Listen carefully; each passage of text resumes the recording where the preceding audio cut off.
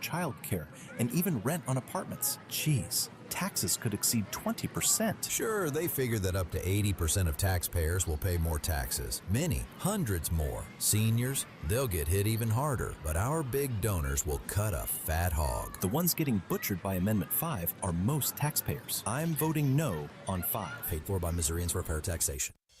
All the information I need on the drive to work. Mike Ferguson in the morning. I keep it on throughout the day, whether it's local, national, or something big that's happening overseas. News, analysis, and opinion. St. Louis is #1 for conservative talk. News Talk STL.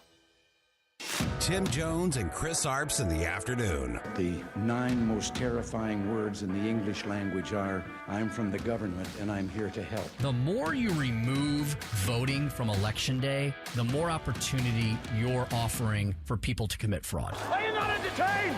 Are you not entertained? I think the Democrats are so short-sighted in this tactic they have now. They just cheat at any cost to win election. Nobody stands up. These people are crazy. I'm telling you, they're crazy. What are we doing wrong here? As a former leader in the House, I think you can put your finger on it. It's called leadership. We don't have it. Tim Jones and Chris Arps.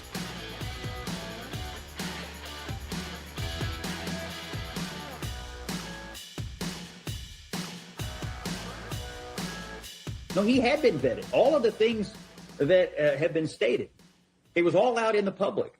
And people like Ro Khanna, Bernie Sanders, Elizabeth Warren, Tim Walz, the Bulwark, Pod Save America, all these people came together to overlook it all, to explain it all, to rationalize it all. He was vetted. People knew all these things. And a whole bunch of Democrats in Maine showed up and voted for him anyway. And a bunch of donors from around the country sent him money anyway. Well, and now apparently they're going to try to do the Kamala Harris switcheroo, wheels off the wagon on the Graham Plattner bus. Tim Jones and Chris Arps Show. We're going to cover and talk about that and so much more today.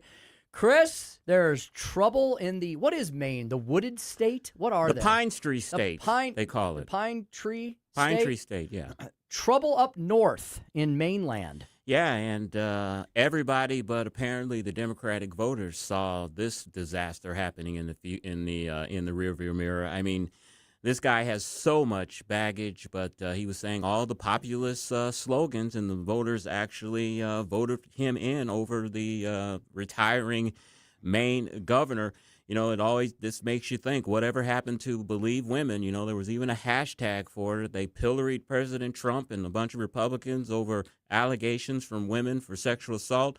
But with this guy, they seem to have overlooked it and turned their head and decided he was their man, and this is a disaster. They all completely forgot what most of them did or tried to do to now Justice Brett Kavanaugh during his hearings. And they brought this on themselves. I mean, the warning signs were there from the early days. All the evidence was there. Scott Jennings there from CNN roasting his fellow panelists, saying, you all were defending him until about 5 minutes ago. They literally were on the Sunday show saying, he's our guy, he's our man. And Chris, the really disgusting part is it wasn't enough that the first or second woman came out, because they were conservative women, and so they could not be believed. There was no Me Too there.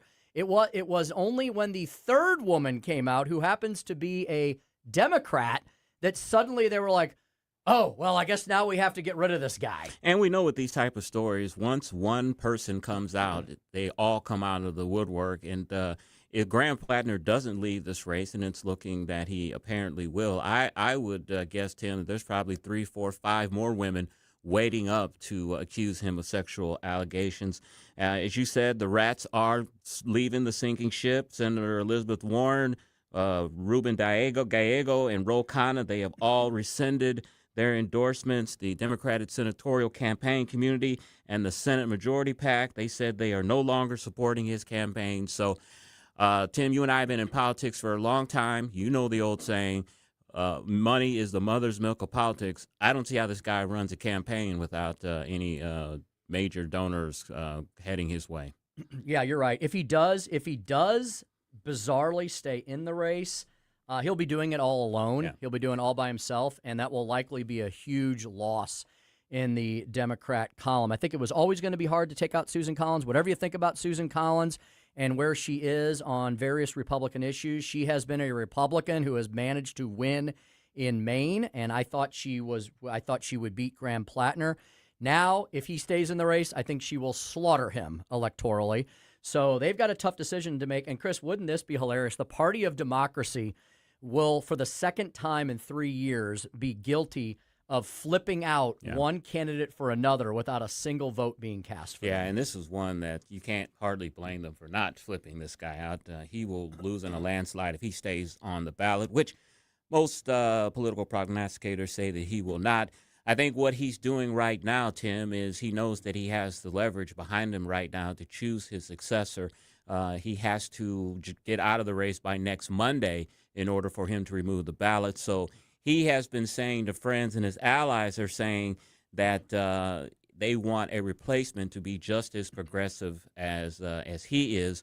So I think he is holding out to get some type of assurances that they'll nominate another progressive guy like he does before he will drop out. And he's got a little leverage. I mean, he's got till Monday to drop out. They know they can't keep him on the ballot. So I think we're going to see the same style of candidate as Graham Plattner if and when he drops out. Yeah, Newsmax reporting right now on the monitors in our studio, he is expected to exit the Maine U.S. Senate race. The guy probably never should have been in the Senate race. He's probably not eligible to run for garbage collector, but that was the guy the Democrats wanted because he was their spitting image of a man's man who was going to take it to the Democrats. I think the Babylon Bee summed it up really well today. Rape allegations mar reputation of local Nazi. Yeah, this guy was a problem from the very beginning, but as we've said, Democrats usually don't let those kind of things get in their way. None of them will probably issue any mea culpas. The media, which was a willing accessory to all this, will not issue any apologies. It's just a shame. Look, Republicans have had these problems before too, but it seems that the Republican is given zero grace during any such allegations, while as the Democrats, they drag this out for months. And so that's the latest story from Maine today. And some of the names being floated around is former Maine Senate President Troy Jackson, epidemiologist Nirav Shah, Maine Secretary of State Shenna Bellows, a former congressional candidate, Jordan Wood. They're also looking at the former Maine State Senate president, but who they are really wanting apparently is retiring Democratic Representative Jared Golden, but he is retiring this year. He doesn't want anything to do with Congress, so he may be a tough sell to get into the race, but that's who they really want to focus on. But, Graham Plattner, presumably out of the race is just any time, any day, any minute now. Mm-hmm. Speaking of elections, it's noteworthy to note that if you are a Missouri voter, a lot of folks in our audience are, you have 1 month to vote until the August 4th elections. I know there's an early voting period that will be upon us before we know it. We have 2 weeks, I believe, of no excuse absentee, but Election Day is Tuesday, August the 4th. We're going to speak with David Stokes about some of the items that might be on your ballot in August, including a possible tax change. Not the big one we've been talking about. That's on everybody's ballot, Amendment 5. But there is a local tax change on the ballot in Hazelwood. There's a lot of other issues that we'll be confronting as well. 28 days until Missouri's 2026 primary. Yeah, and this is really bad news for the Democrats in this Senate race because they are of course, looking to retake the Senate, and retaking the Senate obviously goes to remain first. There was a Fox News poll last week, Tim, that said that Senator John Ossoff from Georgia, he has a double-digit lead over his opponent. In Iowa, Josh Turek has a 4-point lead over Republican Representative Ashley Henson. Democratic quiche Lance Bottoms, who was running for governor in Georgia. Remember, she used to be in the Biden administration and was the mayor of Atlanta. She leads Republican Rick Jackson by 5 points.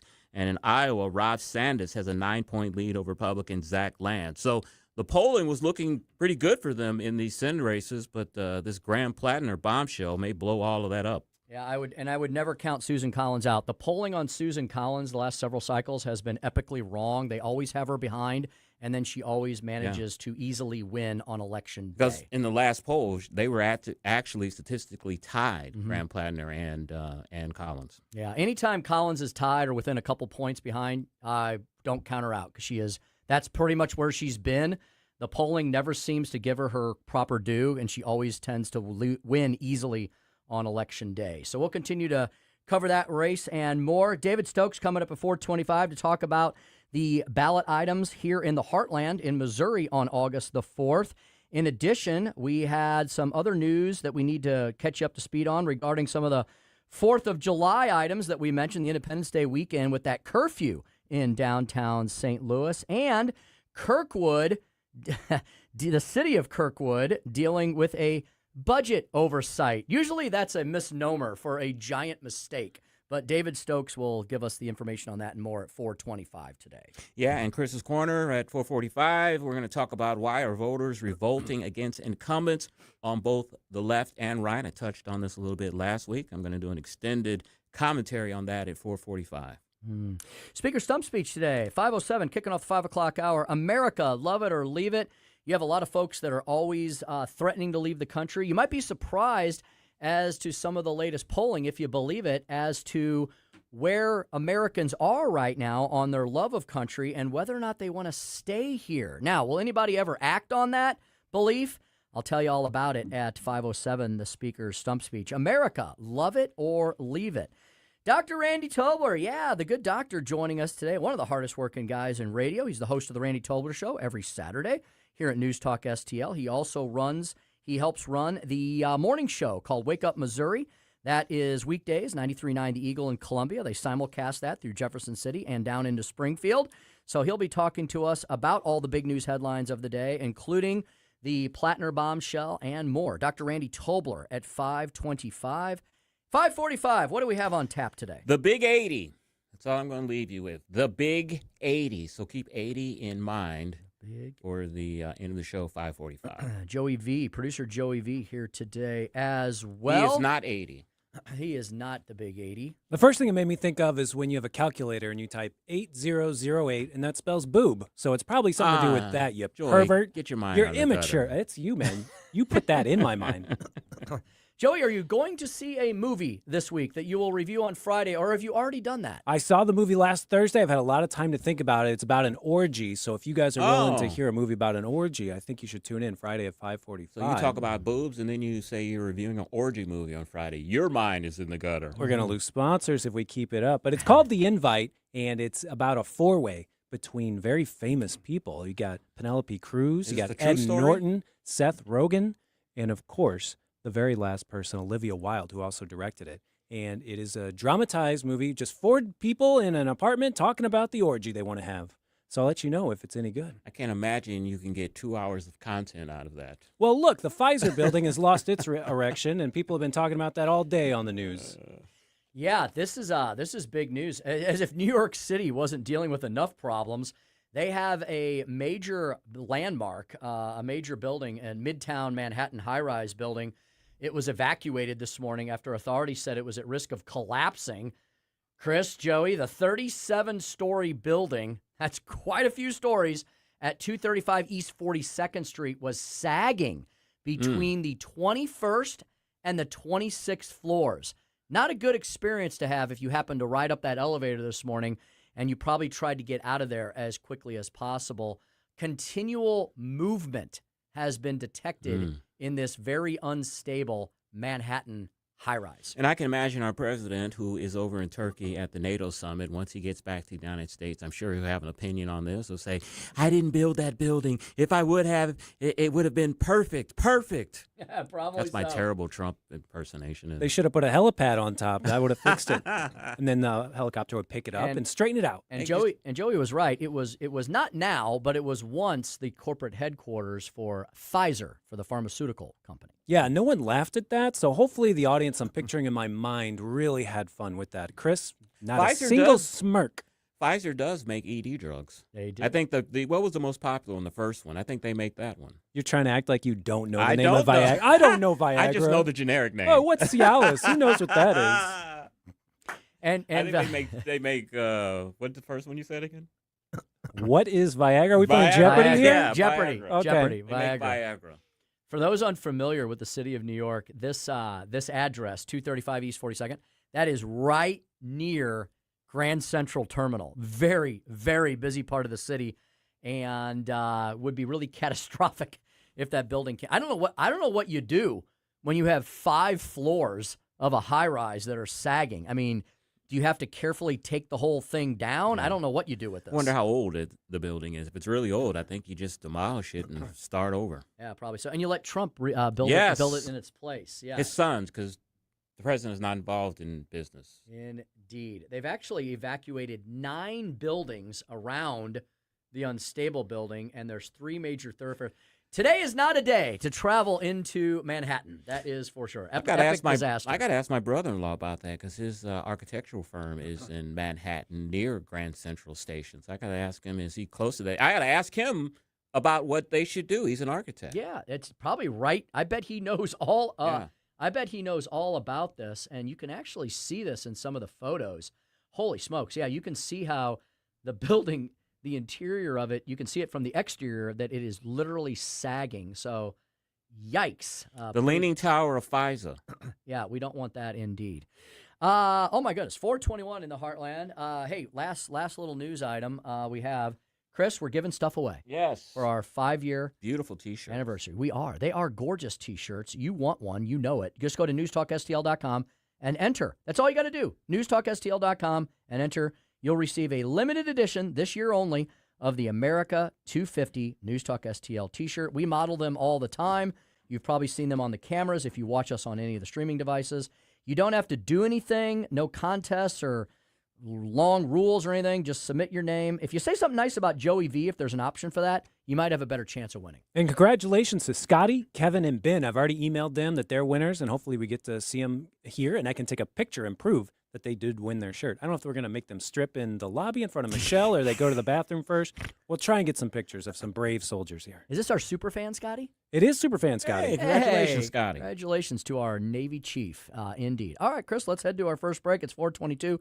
When we come back, we're going to have an extended conversation with David Stokes, Director of Municipal Policy. We got lots to speak about with him, including items on the ballot in barely 28 days.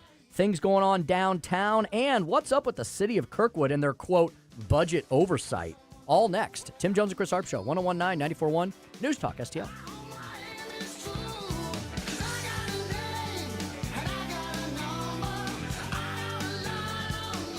Like and subscribe to us on Rumble. News Talk STL.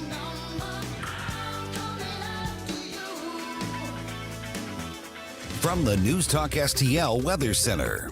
I'm First Alert 4 Chief Meteorologist Steve Templeton. Turning a little bit hotter as we head into Wednesday. A low of 72, a high of 89. Light winds, just a 10% chance for a spot shower or thunder shower in the afternoon to about mid-evening. Most stay dry, though. And then Thursday, a little hotter and humid, 93 for the high. A 20% chance for a shower or storm during the afternoon to early evening. But that is really going to ramp up late Thursday evening and into the overnight. So Thursday night, Friday morning are best bet for more widespread and potentially some heavy scattered thunderstorms. That's the latest from the First Alert 4 Weather Center. I'm Chief Meteorologist Steve Templeton. I'm Dr. TJ, owner of the Institute of Natural Health, co-owner of Optimal Nutraceuticals, and the host of Wellness One. Wellness One is designed to cut through the nonsense and provide you common sense science-based information regarding health and wellness. On the show, we discuss topics like thyroid health, gut health, hormone optimization, and many others. Our show airs Saturdays at 10 a.m. and 2 p.m. and Sundays at 11 a.m. and 3 p.m. right here on Newstalk STL. And you can visit us at inhstl.com. That's inhstl.com. Jamie Allman here, tossing and turning over retirement worries. You're not alone. 3 out of 4 Americans share your concern about having enough saved. But here's the thing. A comfortable retirement isn't out of reach, even if you're planning for 30 or 40 years ahead. Every day, Jeff Portman from the Gemini Wealth Group helps people avoid the critical mistakes that can derail their retirement. Build your path to financial confidence. Visit GeminiWealthGroup.com or call Jeff directly at 314-888-0123. Securities and advisory services offered through LPL Financial, a registered investment advisor. Member FINRA, SIPC. If you have a tree that you think is dead, it might not be dead. Why don't you try to save it first with Roots Plus? Roots Plus can help you save your tree and keep your cash. RootsPlusLLC.com. That's RootsPlusLLC.com or 314-440-3662. It's a pretty simple concept. It is clear to me. Let me make this clear. Big events. Your news and your opinions. We're going to get out there and be heard. St. Louis's place to talk. Our voices are never heard in the media. We, the people, will always find a way. And it's about time that we start putting up or shutting up. Yeah, and you should come. You should listen to many voices. 101.9 and 94.1. Their phone lines have surely been burning up. News Talk STL. This hour of Jones and Arps is brought to you by Stifel. Contact your Stifel financial advisor at stifel.com. That's STIFEL.com.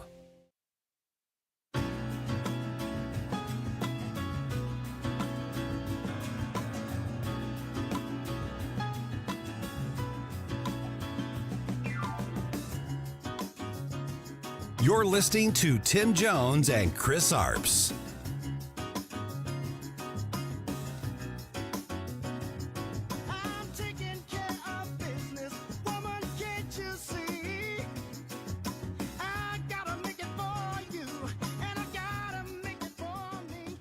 In just 2 days, St. Louis police took nearly 4 dozen kids, 17 and under, into custody for violating the new summer curfew. Parents and guardians had to pick up their kids and received citations. 8 juveniles were found in possession of illegal fireworks, and 1 juvenile was arrested for petty larceny.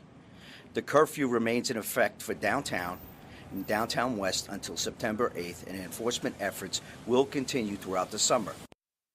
David Stokes over at the Show Me Institute. In high school, you talk about spike. I had a very short spike. It was spiked. I knew there's a spike somewhere in that stuff. It wasn't very punky. It was more Leave It to Beaver-ish, maybe. And David Stokes, Director of Municipal Policy at the Show Me Institute, joins us fresh off his vacation from Eastern Tennessee. Are you well rested and tan, David? I am well rested. I don't really tan, Chris. I believe you know that. I succeeded in avoiding the worst of the sunburns, so that was pretty good. Well, David, I'm going to assume that you were out of the city during the 4th of July, so you missed all of the quote-unquote fireworks and all of the detentions of the juveniles downtown. The mayor's curfew seemed to have worked on Saturday night. And it's great and good for the mayor, and more importantly, good for the cops who enforced it. And hopefully this message will get out that this sort of late-night mayhem is not going to be tolerated, and they're doing the things they can do. And if that includes a curfew through after Labor Day, then good for the city. I mean, this type of mayhem we've seen, you see it all over the country now, of course, but we've seen it here in Six Flags on opening day. It doesn't just happen in the city of St. Louis. These team takeovers and the like. These are really seriously impacting the quality of life of people who want to go downtown, want to go to Six Flags, want to go elsewhere. So good for the police for cracking down on it. Mm-hmm. And I hope it continues, and it sounds like it's going to, which is great. David, any concerns from you at all about a 9 p.m. curfew, or is this something that is long overdue? And should the county institute a curfew? There you go. Yeah. Well, if the county could do it if it's necessary. I mean, if events like we had at Six Flags become more routine and not just a one-off thing that Six Flags can make its own policy changes towards, if that becomes common at malls and things like that, then sure, go ahead and do it. I mean, if it's a curfew directed at people under 18, I mean, to my understanding, I'm not a constitutional lawyer, you don't have these sort of constitutional concerns for young people. You can tell them to get off the streets and get home and have every right to do so. So if it's sort of things we saw, again, at Six Flags, if that becomes a thing happening around St. Louis County frequently, then I would have no problem with some level of county curfew aimed at teenagers and preteens and the like. Speaking with David Stokes, he is the Director of Municipal Policy at the Show Me Institute. David, I have seen the stories in the Post-Dispatch regarding what's going on in Kirkwood, but I will admit I have not read them or followed this too closely. For others like me that haven't, what is going on? Well, what's going on is that, the Post-Dispatch is covering this pretty tightly and aggressively, and good for them, I'd say. The problem is that Kirkwood is the only municipality in St. Louis County that operates its own water system and electric system. They don't generate their own electricity or treat their own water anymore. They buy it wholesale and resell it. But they shouldn't do that. There's a reason all the other cities in St. Louis County that had done that got out of it, whether that was Eureka 4 years or so ago or Frontenac and Webster Groves, not Frontenac, Florissant and Webster Groves 25 years ago. It's beyond the scale of a city to do this. So they need to stop doing this. Kirkwood needs to privatize its water and electric divisions. And why this is in the news is that in recent years, and this goes back a little bit, I think current leadership is getting all the blame when the blame goes back far. It's like the city water division. These problems didn't happen overnight. These are a long time coming. Kirkwood, repairs to the Kirkwood water distribution system and the Kirkwood electric distribution system, they were incredibly expensive, as those things can be. And they've spent an enormous amount of money over budget on repairing both of those systems over the past several years. And it's led to rate hikes for both electricity and water in Kirkwood, a loss of reserves, and other financial troubles. The solution is to privatize these two systems, to put them out for bid. And yes, it seems obvious that Ameren and Missouri American, which serve the entire surrounding region, would be the ones to win that bid, but that doesn't mean you have to make the bid only for them. If somebody else can come in and do a better bid, great. But it's time for Kirkwood to get out of the water and electric business to make money for its taxpayers for these two systems and to stop this just sort of slow motion disaster that's been the management of its electric system and its water system over the past several years. And again, predating the current leadership here, they should have, when Webster Groves and Florissant privatized their water divisions in 2000, 2001, Kirkwood should have done it at that exact same time. So that was the first mistake they made. It's time to correct it and privatize both of these things now. David, if you were, we talk a lot about this subject in relation to many different municipalities and regions in and around the city and county of St. Louis. David, if you were designing a region from scratch, if we could start all over again, would there be things, what would you advise as to the proper roles of government, county and local government? What should they be handling in general versus what should they not be trying to handle or run? Well, this is obviously a huge question. I'll be on for the next 2 hours with you today. Sorry. I love it. But this is what we have. I have this whole series of papers at showmeinstitute.org called the Free Market Municipal Series that talks about how to run cities in a limited government, free market-oriented way. We talk about limited government a lot at the national and state level, but what does it mean to have limited government at the municipal level? And one of the things, to just go on this subject of utilities, I mean, these types of things that maybe it made sense a while back for cities to create their Kirkwood electric system, 75 years ago or when it was created, or to run their own trash trucks when nobody else could do it. You need to get cities out of these businesses that the private sector can handle. And it doesn't mean that the city should necessarily turn it over to the private sector and not pay no attention to it. I mean, with electric and water, they'd still be closely regulated by the Public Service Commission. For cities like where Chris and I live, University City, which still has its trash department and operates a municipal trash system, that should privatize that system and turn that over to the private sector, but continue to oversee it on behalf of taxpayers. So cities need to stop doing things the private sector could do. There was Stephen Goldsmith, the old mayor of Indianapolis. He had what he called the Yellow Pages test. If he could go into a yellow, so it's sort of dating this from your younger people might not even remember the Yellow Pages. But if he could go into the Yellow Pages and find companies doing a certain thing, then he was like, well, why is the city of Indianapolis doing it? Why are we competing with the private sector? Let's get out of this. When Mayor Giuliani became mayor of New York in the early 90s, he privatized scores of different subjects. I mean, there was so much low-hanging fruit. New York City had city-owned radio stations and TV stations and on and on. he just got it to the private sector, and that was one of the things that led to the great renaissance of New York City under Mayor Giuliani. So cities need to focus on the key functions: public safety, good basic local infrastructure, streets and sidewalks, and the basic city administration management of a city, and get out of the bigger things that the private sector should do. That's my long-winded answer to your question. David, one thing that seems to have the residents of Kirkwood pretty upset regarding this utility debacle is that the city publicly misrepresented the departures of two officials. They said that these couple of folks resigned when they actually paid them a separation agreement. Is this a scandal waiting to happen? Maybe I've been following government too long and following business.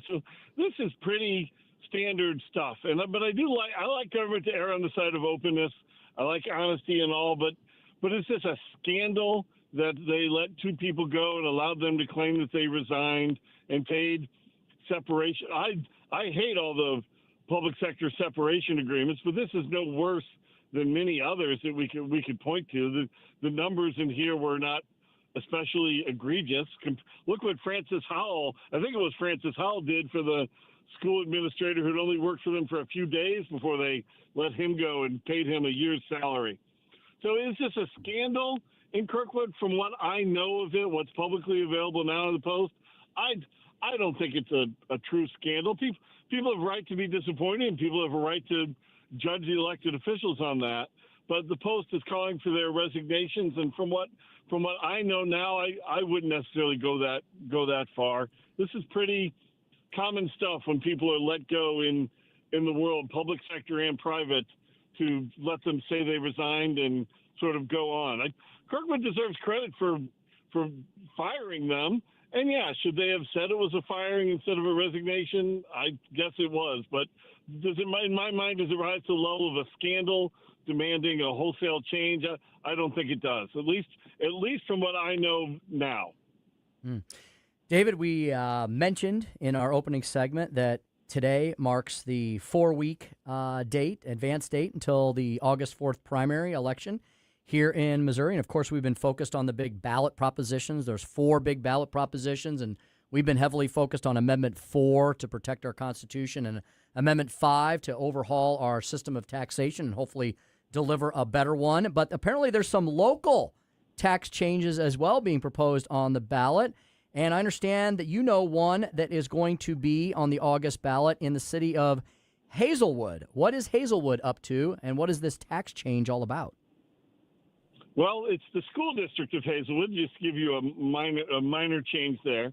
And they're looking to, in light of various changes to their property tax revenues, such as the senior tax freeze in St. Louis County, they're looking to make a relatively modest change that I think is a positive one in their property tax rate. And voters do have to approve it. And this is not only going to be a Hazelwood school district thing. They might be the only one on the ballot this August, but you're going to see a lot of school districts doing this in the coming year or two.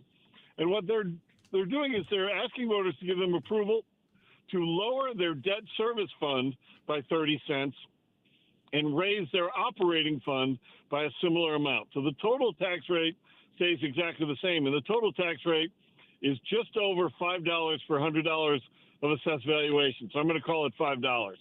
So they want to make, about 30 cents less in the debt fund and 30 cents more in the operating fund to give them more money to just manage the day-to-day operations of the schools and pay the teachers and pay the bus drivers and all that. And I think this is a good switch. And without trying to get too much into the weeds, you want to let people know that those operating funds for any city, county, school district, whatever, those are subject to Hancock rollbacks when your assessments go up. So if your residential assessment goes up, the operating funds roll back. But debt service funds are exempt from that rollback. So what it basically comes down to is if a school district like Hazelwood raises its operating fund and reduces its debt service fund, that's actually, in a small way, a better move for taxpayers. More of the tax rate will be subject to tax rate rollbacks as home assessments or commercial assessments increase, and that's good for taxpayers. So that's why I think, provided it's truly necessary, and school districts and the like aren't putting themselves into, debt and deficit situations, I think this is a good move by Hazelwood School District and the other ones that we're likely to see in the near future. David, before we let you go, are there any articles or issues you'd like to direct us to on showmeinstitute.org? My colleague Avery Frank just had a really nice op-ed on data centers published in the Kansas City Star. And you can see this on the Show Me Institute's Facebook page. It's probably not up on our website yet. We will give the Star a week or two to own it for themselves. But I hope people check it out at the Kansas City Star. It's a really good piece about why data centers are good for Missouri, but also some of the policy changes we can make to improve the data center policy and improve the way they work for all Missourians, such as not giving them tax incentives, which are completely unnecessary. So I hope people check out Avery's piece on data centers, and we all know what a huge topic that is in all of Missouri right now, and I hope people check that out. I think they'll really like it. And any events? We have no events coming up in St. Louis in the near future. We'll have a few more in the fall, and I hope your listeners sign up for notification at showmeinstitute.org, but nothing coming up in the near future. And that is David Stokes, Director of Municipal Policy at the Show Me Institute, showmeinstitute.org, and on X, David C. Stokes. David, thank you so much for your time, and have a great week. Thank you, Chris. Thank you, Tim. Talk to you guys soon. 441, Chris's Corner. Up next, why are voters revolting against incumbents on both the left and right? We'll dig into that next on 1019 94.1 News Talk STL. Follow us on Rumble at News Talk STL.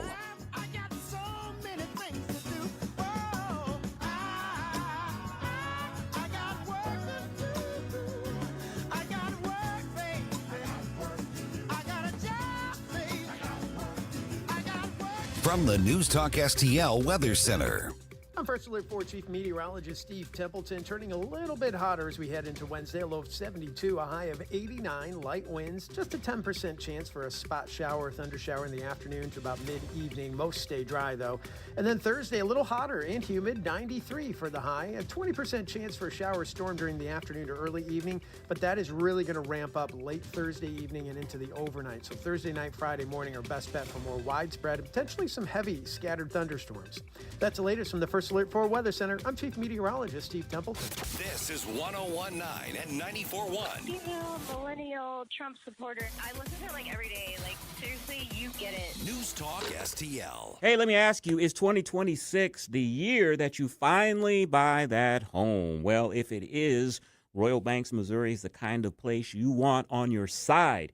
Their mortgage team, they don't just hand you a rate and send you on your way. They actually walk you through the whole process.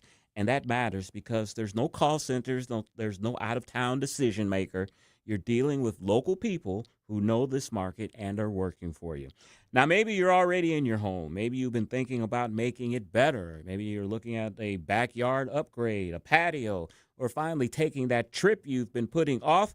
That's where a Royal Banks, Missouri home equity line of credit comes in. It gives you the flexibility to use the value you've already built in your home to actually enjoy your life a little more. It's simple, it's convenient, and it gives you peace of mind. Give Royal Banks a call today at 314-212-1500 or visit royalbanksofmo.com to get started. Royal Banks, Missouri, investing in our communities, one client at a time. Member FDIC, equal housing lender. Let's take a break. Good idea. Hey, Tom, what are you doing on that Amendment 4? You know we fought for our freedom and rights. I'm not giving them away without a fight. 4 takes them? That's exactly what 4 does. For over 100 years, Missouri voters have used our constitutional power to act when the politicians refused. I'll be darned if I'm voting to pass on less freedom and power to my kids. And doesn't 4 also kill majority rule? Yup. Creates minority rule, or just 5% of the most liberal statewide voters in one Missouri congressional district that block any citizen-led reform, making it nearly impossible to pass common-sense conservative citizen ballot measures. That's crazy town stuff. And we've needed our citizen ballot measure power to pass some big conservative stuff, like outlawing tax hikes without voter approval, lobbyist reforms, and term limits for career politicians. No way I'm letting a tiny fraction of liberals derail our conservative power. I've no on Amendment 4. Hard no on 4. Pay 4 buttons or inch per governance. Hungry at midnight? Craving a home-cooked breakfast at noon? At Gingham's Homestyle Restaurant, we've got ya 24 hours a day. For 35 years, folks have been coming back for our famous fried chicken, bone-in catfish, country fried steak, slow-cooked pot roast, scratch-made pancakes, or a slice of homemade pie. Daily specials and a loyalty rewards program that actually pays off. There's always a reason to come back to Gingham's Restaurant in St. Charles. Skip the wait. Join our wait list on Yelp or at ginghamsrestaurant.com. On the next Larry Connors USA. The story behind the story, covering 2 of Pope John's trips to the USA. Larry Connors USA. Now weeknights 6 until 8 on News Talk STL. Chris's Corner, brought to you by Timothy's Restaurant at 12710 Olive in Creve Coeur. It's the Tim Jones and Chris Arps Show.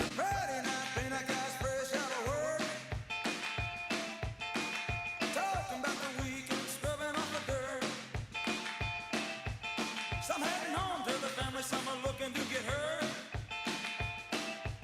Some going down to the store wearing trouble on their shirt. 2024. As Democrats work tirelessly to stop Donald Trump, Cori Bush attacked Kamala Harris, calling her a fascist. I'm seeing fascism right now, you know, with a Joe Biden presidency and a Vice President Harris presidency. And Bush opposed the Biden-Harris agenda again and again, voting against critical infrastructure and manufacturing jobs in Missouri. Why would we ever send Cori Bush back to Congress? New Democrat majority is responsible for the content of this ad. Chris.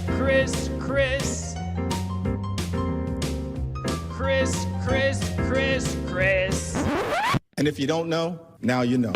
And now, Chris's Corner. Tim, that is not an ad from a Republican organization. That ad is actually from the New Democrat Majority, which is an independent expenditure arm of the New Democrat Coalition. They have spent $1 million on that ad attacking Cori Bush.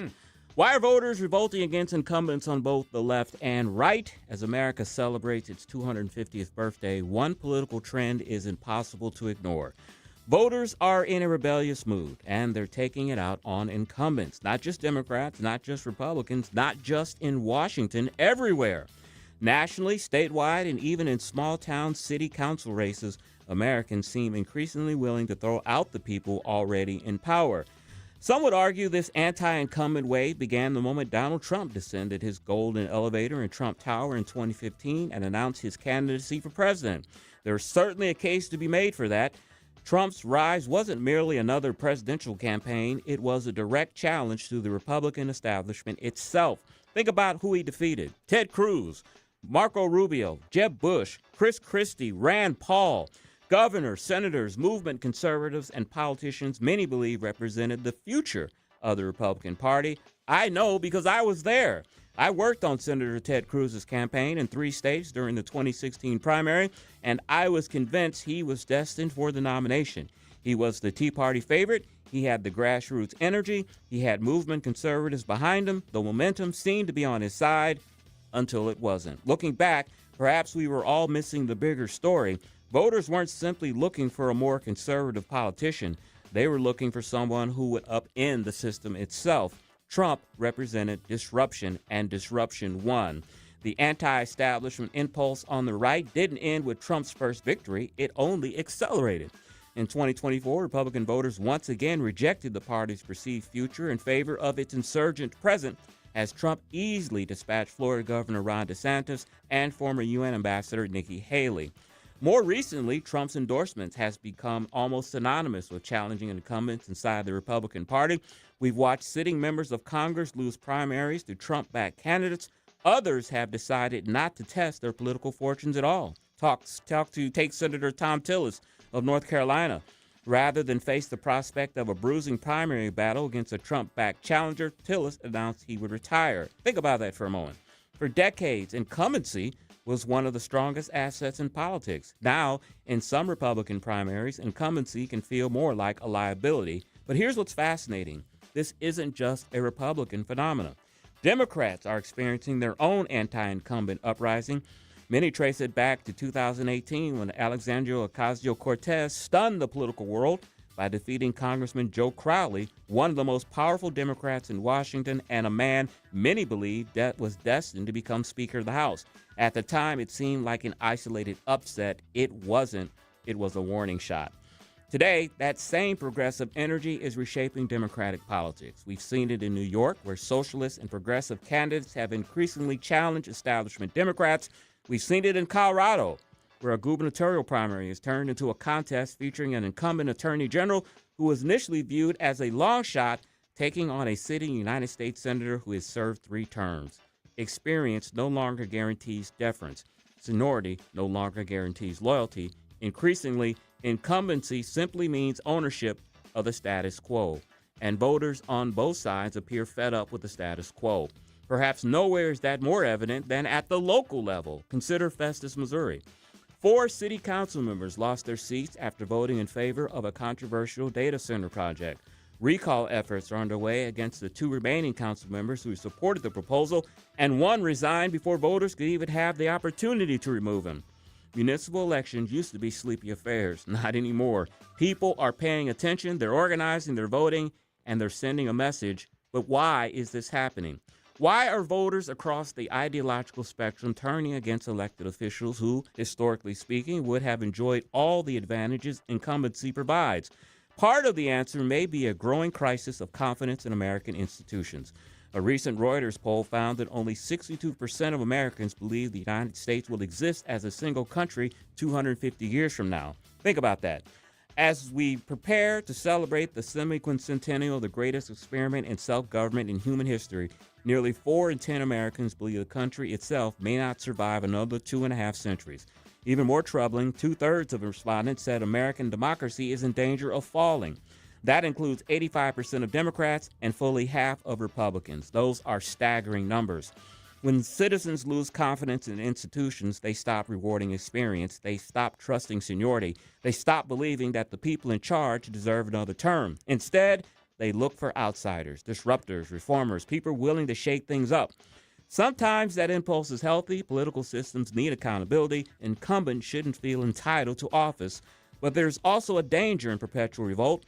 Governments becomes difficult when every election is viewed as an opportunity for political cleansing.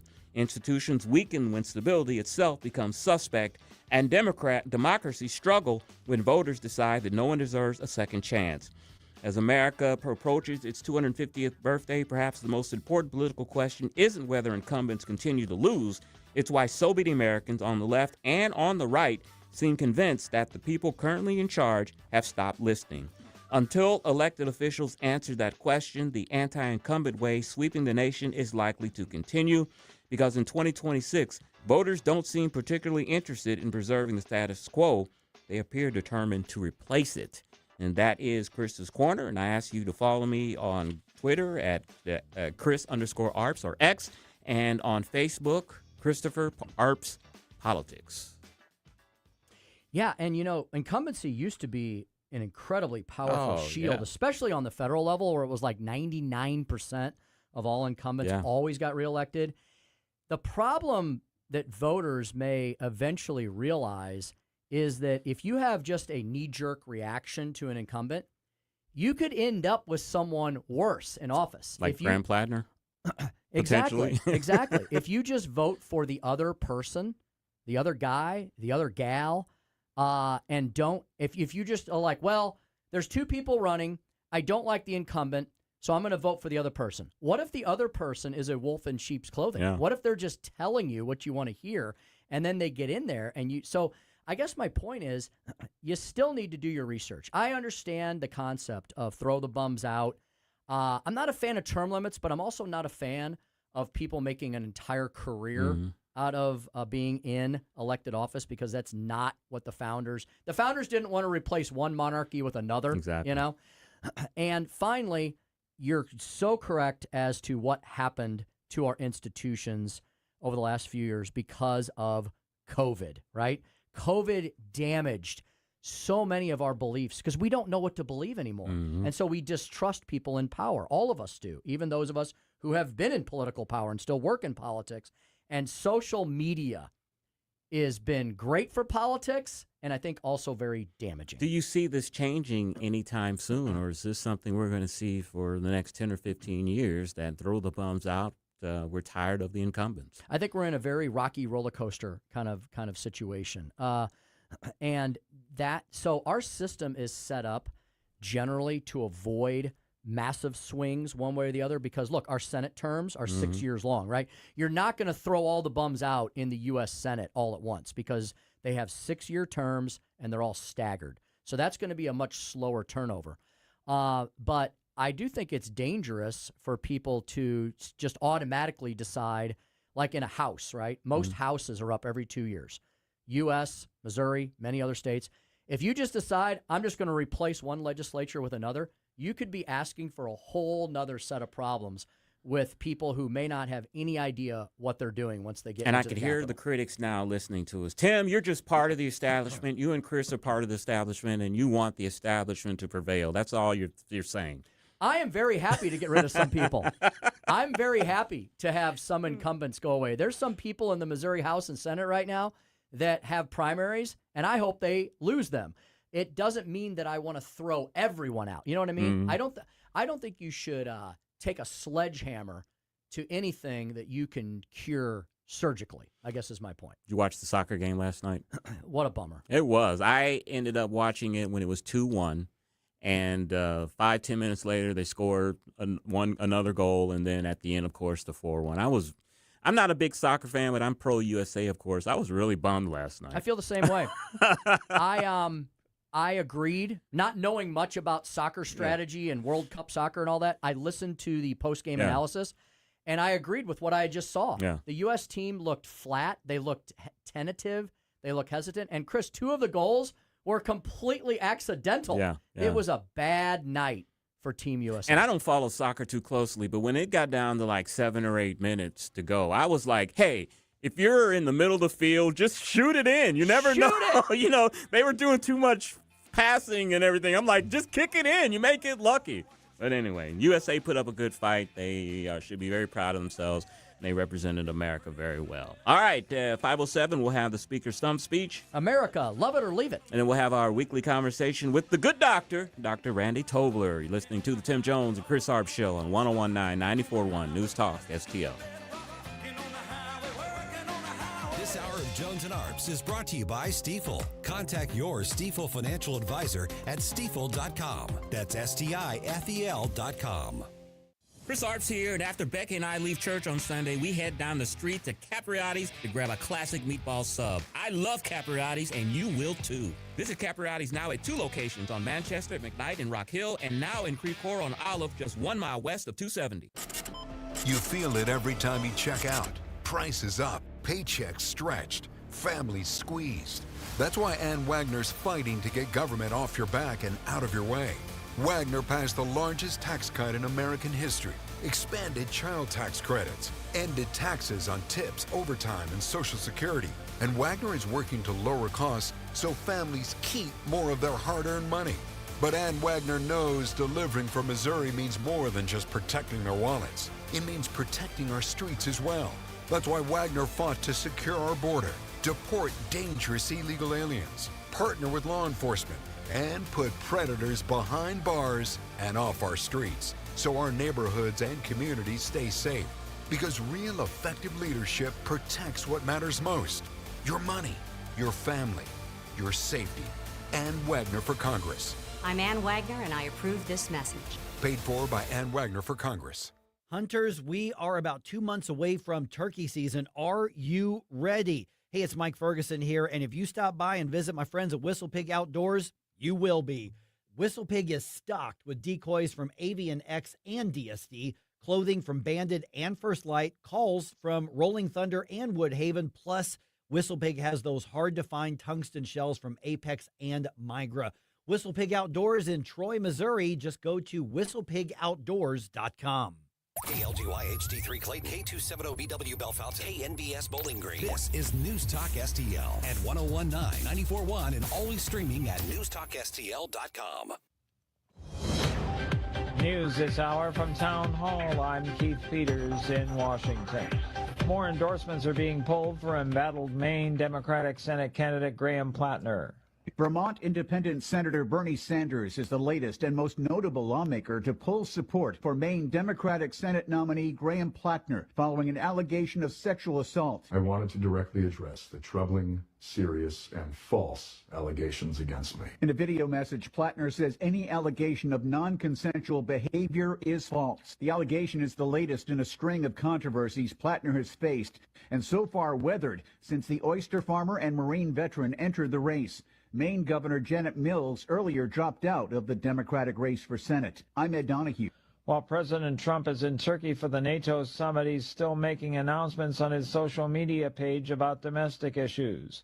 Correspondent Laura Winters reports. President Trump taking to his Truth Social page with a big economic announcement involving the car industry. The president writing, Toyota is moving from Mexico to the United States. Texas, a really big deal. Tariffs at work. Toyota is making a $3.6 billion investment expanding its manufacturing campus in San Antonio. The main focus, bringing production of the Tacoma midsize pickup truck from Mexico back here to the U.S. 2,000 new jobs expected to be created. Laura Winters reporting. President Trump announced the U.S. will lift sanctions on Turkey that were imposed after Ankara bought a Russian missile defense system. This decision could ease Turkey's re-entry into the U.S. F-35 fighter jet program. NATO is showcasing military projects worth billions aiming to satisfy Trump. On Wall Street, the Dow down by 130 points, the Nasdaq dropped 302, the S&P lower by 33. More at townhall.com.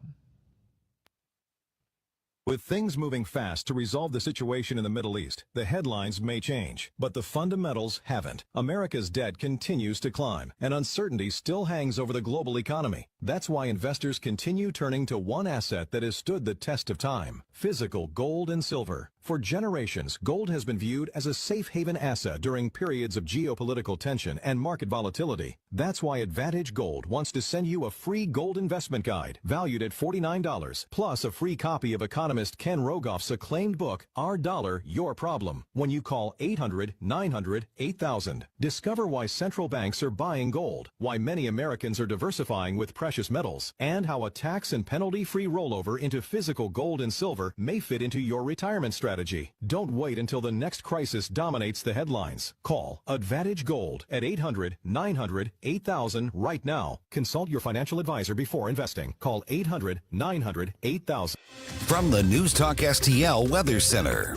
I'm First Alert 4 Chief Meteorologist Steve Templeton, turning a little bit hotter as we head into Wednesday. A low of 72, a high of 89, light winds, just a 10% chance for a spot shower or thunder shower in the afternoon to about mid-evening. Most stay dry, though. And then Thursday, a little hotter and humid, 93 for the high, a 20% chance for a shower or storm during the afternoon to early evening, but that is really going to ramp up late Thursday evening and into the overnight. So Thursday night, Friday morning are best bet for more widespread and potentially some heavy scattered thunderstorms. That's the latest from the First Alert 4 Weather Center. I'm Chief Meteorologist Steve Templeton. This hour of News Talk STL is brought to you by Stifel, serving investors for over 130 years. Contact your Stifel financial advisor at stifel.com. That's STIFEL.com. Why has Steph's Pizza become the place to go for St. Louis-style pizza, appetizers, salads, and pastas? One taste and you'll know. Dine-in, pickup, delivery, even DoorDash. Locally owned and operated with legendary pizza and a new location in Lake St. Louis at 111 Palm Fort Trail. In St. Peters, St. Charles, and the original Stephanitas in O'Fallon on Veterans Memorial Parkway. Steph's Pizza is proud to be part of the News Talk STL family. Check them out at stephspizza.com. And remember, tonight's a good night for Steph's Pizza. Hello, Kirk Hilsinger, Chairman of the Republican Party, City of St. Louis. We are urging everyone to get out and vote this August primary. We need your vote every election. We remind you to vote yes on Amendment 4. Stop out-of-town money from being used to bypass your elected state legislators. And vote yes on Amendment 5. Tell businesses fleeing high-tax states like Illinois that Missouri is open for business and help lower our income and personal property taxes. Help us fight democratic socialism in its backyard by visiting stl-gop.com and donate, come to a meeting, or volunteer to help out. Paid for by St. Louis City Republican PAC. Curtis Farber, Treasurer.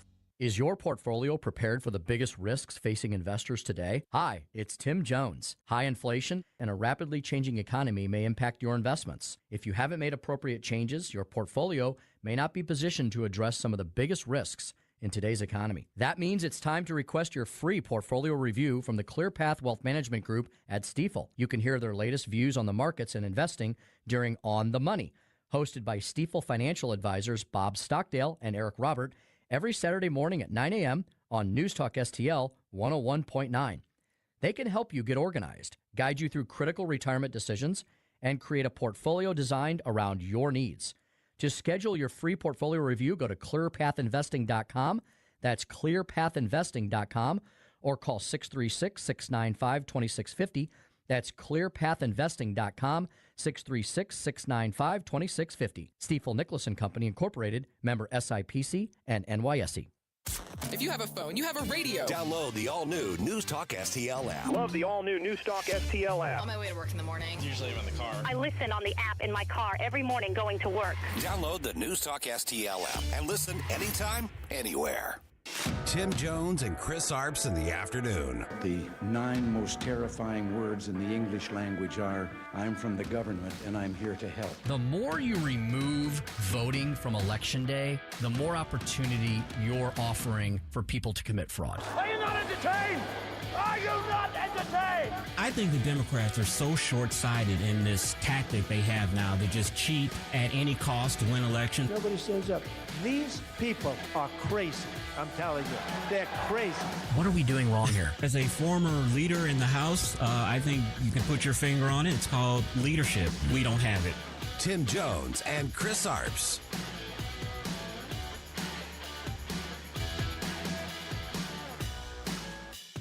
I can tell you, we're going to be taking the sanctions off. Okay? I don't want him to waste his time answering that question because we're working very closely with Marco Rubio, a very famous man, great Secretary of State, and with Scott Bessent and with Pete and everybody else. We're going to be taking the sanctions off. It's time. We don't want to sanction friends. It's very simple. There's plenty of people we can sanction, and we are sanctioned. We don't want to sanction friends. Lots of international news because Donald Trump, I believe, is in Turkey right now. And he was asked about sanctions, U.S. sanctions against Turkey. And Donald Trump, in sum and substance, said those sanctions will eventually be removed because, Chris, we don't sanction between friends. Maybe that's a good policy. You know, Donald Trump and Turkey's President Erdogan are good friends. He said that's the reason why he is attending this NATO summit. If it wasn't for that, he wasn't going to attend. But we put sanctions on on Turkey because they are a NATO ally. And I've talked to Jim Talon and Steve Bucci about this, but they were like buying weapons from Russia, and we're kind of collaborating with them. So Biden put sanctions on them, but the president has a good relationship with them, so he's taking these sanctions off, and that opens up the sale of F-15 aircraft to Turkey. There you go. And so Donald Trump over there doing what he does best, making deals all around the planet. Chris, another big international news headline of the day is the fact that Nigel Farage is resigning from the UK Parliament.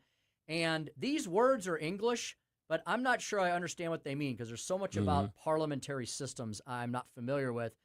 The Reform UK leader, that's Nigel Farage, claims he is stepping down to face a, quote, people versus the establishment vote following scrutiny over a £5 million donor gift and an ongoing parliamentary standards investigation. Yeah, that's a pretty big deal because he is part of the right, and there were a lot of rumors of him being prime minister one day. And I did hear about the scandal. I think he took $5 million for something. It didn't sound like, I don't know, I don't remember all the details, but it didn't sound like that much of a big deal. But you know how in politics, If something gets started, they make a big row out of it and can force you your back against the wall. But that is huge news because, as I said, he was rumored to become a future prime minister. Well, listen to this next sentence. There's so much about their system that is so confusing. So he's resigning from Parliament, but in the very same breath, he said that he's resigning to force something called a by-election, B-Y. It's a term of art, I guess, term of politics. To force a B-Y election, a by-election in his Clacton district, and that he would run in that election. So what does that do? I don't understand what that is for. What's that for? Maybe he is resigning his parliamentary seat as a member of the Reform Party, and he is running as an independent. That's the only thing that I can surmise out of that. We would need to get like Mark Sutherland on here to explain this to us, because Nigel Farage says, today I'm resigning as a member of Parliament for Clacton-on-Sea, that's his district, thereby forcing a by-election, which will happen, I hope, in short order, and in which he will run. Yeah. So we need Mark Sutherland to come in and explain what the heck Nigel Farage is doing. Yeah, it sounds like he is resigning his seat as a member of the Reform Party, and he's going to run again as an independent. Yeah, so they have a very different system over there where they can force elections. Like, they don't really have an election calendar. They just kind of have elections whenever they feel like it. And so they can call for elections, they can force elections, and they have elections all the time. You know, they kind of like, they change horses and parties a lot. So Nigel Farage apparently out of Parliament for now, but not out of politics. So we'll continue to keep an eye on that. Maybe when we talk to Steve Bucci on Thursday, he might be able to explain that to us as well. Welcome back to the Tim Jones and Chris Arps Show. It is indeed a very busy Tuesday, 4 weeks from the primary election here in Missouri. Many states still have primary election days to go before the fall midterm, the big national midterm elections. We'll be covering all of them throughout this entire year because we are your election headquarters here at News Talk STL. We've got a big hour here with the Speaker Stump Speech coming up in a minute. America, love it or leave it. Then we're going to talk to Dr. Randy Tobler. He is the host of the Randy Tobler Show. We're going to talk to him about all this news, including the fact, Chris, that, Graham Plattner's lost one of his besties. Even Bernie Sanders is now calling for Graham Plattner to drop out of the main Senate race. Yeah, I think he has no moral support now. Bernie Sanders was one of the first people to endorse him and was one of his biggest supporters. And when you lost Bernie, I think it's just about over. As I said, I think he's hanging on to try to choose his successor. And it's going to be interesting to see who runs. It doesn't appear, maybe in Maine they're household names, but there's really no big names that have been mentioned because I guess the lady who was the former governor, who's 80-some-odd years old, it doesn't seem like she's interested, but they've got a bunch of other potential Democrats, progressives, probably some Democratic socialists who are all vying to take on Susan Collins in November. Got some clarification on Nigel Farage's decision. It says he's doing this because he wants the voters, not Parliament or investigators, to decide whether he deserves to remain in office. He has framed the contest as the people versus the establishment while denying wrongdoing amid scrutiny over his financial disclosure. So he's resigning, and then he wants the people to elect him again to basically say, screw you, Parliament and investigators. The people want me. Pretty interesting way that you can do that. In the United States of America, you'd have to wait like 2 years. Yeah, you're done. Know? Yeah, in the UK, you can apparently say, I want a straw poll right now, and in order to decide whether or not I'm going to continue my current career in Parliament. They call them MPs there. Well, if he wins, it really strengthens him because it shows that he has the people in his district behind him, and I would think that this is also a move to try to tone down some of these investigations to say, why are you investigating a guy that the people love? He is quite the fighter indeed. We'll keep an eye on that as well. All right, without further ado, how about we get to today's Speaker Stump Speech? America, love it or leave it. Listen to me, listen to me. I'm very consistent. I'm a very stable genius. It's time for the Speaker's Stump Speech, sponsored by Hanson's Tree Service at hansonstree.com. And in Maine, you have a candidate who says for the Senate that he is a communist. You have a candidate in Manhattan, Chevalier, who won her primary. She's heading to Congress, who wrote very favorably about Marxism. And then she deleted what she wrote. This is a terrifying trend inside the Democratic Party, and no one, not even Governor Shapiro, is strong enough to simply say, no, we are not socialists. Socialists are the opposition to us. We will fight the socialists. Instead, they want to co-opt the socialists, put them in their big tent, make cozy with the socialists. Socialists need to be stopped. Yeah, Ari Fleischer there, who's not known for a lot of bombastic pontificating, really kind of issuing the clarion call that, yesterday's Democratic Party is long gone, and today's Democratic Party are full of a bunch of anti-American, progressive, communist haters. And that's not just a Pollyannish statement. It appears to be very factual to the point where that's what they're calling themselves. They're calling themselves the Democratic Socialists of America. They don't like this country in its current form. The problem is they don't want to make the country better. They want to destroy the country, and then from the wreckage, they want to create something that is impossible to create, a socialist utopia on Earth. Many people have tried. Look, I am not saying that people like Vladimir Lenin, Joseph Stalin, Khrushchev, those weren't good people, but they were very smart people. They were conniving people. They were shrewd people. They were industrious people. Yes, they were despotic, tyrannical dictators, but nobody ever said they were dummies. And if people like that can't make socialism work, then I don't think the likes of dumb as a box of rocks, AOC, goofy Bernie Sanders, silly Elizabeth Warren, who thinks that she's half Native American, or others, they're not going to do it any better, and it's likely going to crash and fall much quicker and in much worse fashion. Look, throughout the ages, plenty of Americans have declared that America's best days are behind it. Exactly what these Democratic Socialists of America are doing right now. Going back to Senator John Randolph in 1826, so this was on the 50th year anniversary of the United States of America's founding. This guy, I never heard of him before, he said, "The pure days of the Republic are gone. We're sliding rapidly into an era where power and patronage dictate our destiny." Well, he predicted the end of the United States of America as we knew it 50 years into its life, and he was wrong. Charles Francis Adams said on the centennial in 1876, "We cannot look back upon the past century without a feeling of shame at the corruption which now disgraces our public life." Don't these phrases sound very familiar to many of the things that people always seem to say in and around politics and public policy? Senator William Borah on July 4th, 1926, the sesquicentennial. He said, "We are celebrating our 150th year wrapped in a mantle of material luxury, but we are losing the very essence of the Republic."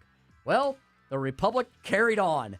And in 1976, former Congresswoman Barbara Jordan said, and on July 23rd of that year, the bicentennial, "The crux of the problem is that representative democracy, as we know it in America, is on the decline, and with it, the ability of the government to govern." So she predicted the end of the United States of America back in 1976. Well, we carried on for yet another 50 years, and this year, David Ignatius on July 2nd said, at 250 years old, America is a nation in late middle age, showing unmistakable signs of decline. So there have always been naysayers and nattering nabobs of negativity, and we're definitely seeing plenty of those in today's world. There's always these threats by the left to leave America, to depart from it.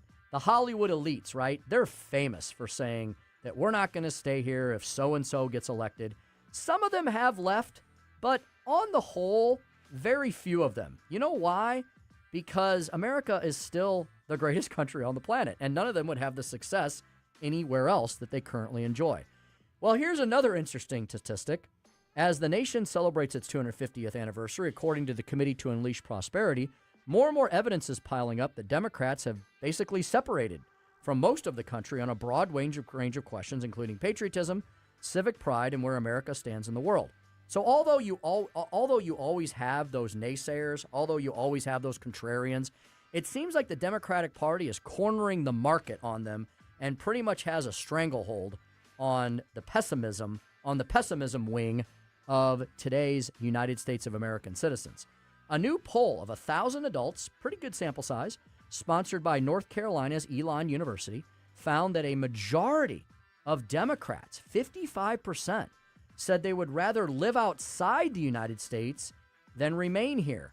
I wonder how many of them have actually undertaken plans to pack up and leave. The Committee to Unleash Prosperity says in response, put us in the America love it or leave it camp. The most popular countries by far, named by those wanting to take the Mayor exit ramp, were Canada and the United Kingdom. Both of those countries are far more socialist in economics and far more restrictive of free speech because neither of them has a First Amendment. We are surprised that more of these disgruntled socialists don't want to give that workers' paradise, Cuba, a try. By contrast, in the same poll, only 10% of Americans said they would prefer to live abroad. The poll speaks to how the country is being increasingly polarized along partisan lines. Among Republicans, 68% said they felt proud about our country. 19% said they were grateful. But among Democrats, only 18% felt proud and 17% felt grateful. A total of 42%, almost half the sample, felt conflicted, frustrated, or disappointed. Something as basic as the American dream is now a major point of contention. 75% of Republicans agreed it remains attainable, the American dream does, for anyone who's willing to work hard, regardless of their circumstances. On the other hand, only 25% of Democrats agree with that statement. Is it because of Donald Trump? Probably partly, but is it also because of the fact that the Democratic Party has decided that they're going to cast their lot, not with the entrepreneuring, freedom and liberty movement that seems to be born as a passion in most Americans, but they're going to cast their lot with Big Daddy government and hope that he solves all of their problems. America, love it or leave it. And that's the Speaker's stump speech for today. Get out. If you don't like it here, get out. I know Madonna, she actually did move to Italy, I think, or somewhere, France, I think, a few years ago. But most of these celebrities that say they're going to move, they never do. Or they move for a while, and then they go, I don't like paying 60% in taxes. Mm-hmm. And, there is no First Amendment here and a lot of the other protections. So a lot of them move back, after they go for a while. Is Rosie O'Donnell, is she still in Ireland or did she come back by now? I've lost track of her. I think she's still in Ireland. Not that I care, but she was one of the more famous ones who left. But like George Clooney threatened to leave, and he never did. Yeah, he's got a nice house, though, in Italy. He could probably go one over of the nice islands out there. Probably with a nice jet that takes him there, So, but I'll bet you his citizenship is still here on the home front. Yeah. So, they always threaten to leave. Most of them don't. I'd love to ask them, where are you going to go that you think is better, and why do you think that will be so? Yeah. No Donald Trump, I guess. We're on the same wavelength there. No Donald Trump. Who will they complain about next? Whoever the next Republican president is. 5:22 in the PM. We're going to bring a guy in who's always a glass half full guy. He's Dr. Randy Tobler. He's going to talk to us about the news coming out of Maine regarding Graham Plattner, any medical health news of the day that has come across our radar, and more when we return on the Tim Jones and Chris Arps Show. 101.9, 94.1 News Talk STL. Like us on Facebook at News Talk STL.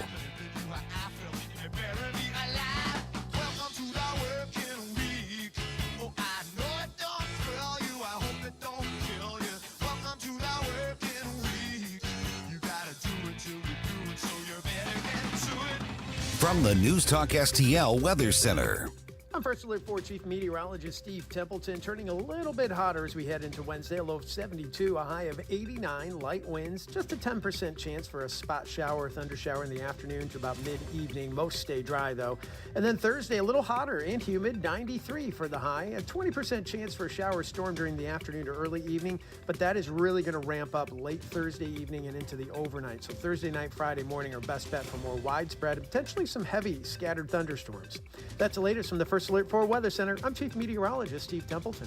Conservative talk for St. Louis. It's your patriotic right and duty. The government needs to step up and do its job. This is News Talk STL. It's well-balanced conversation. News, analysis, opinion.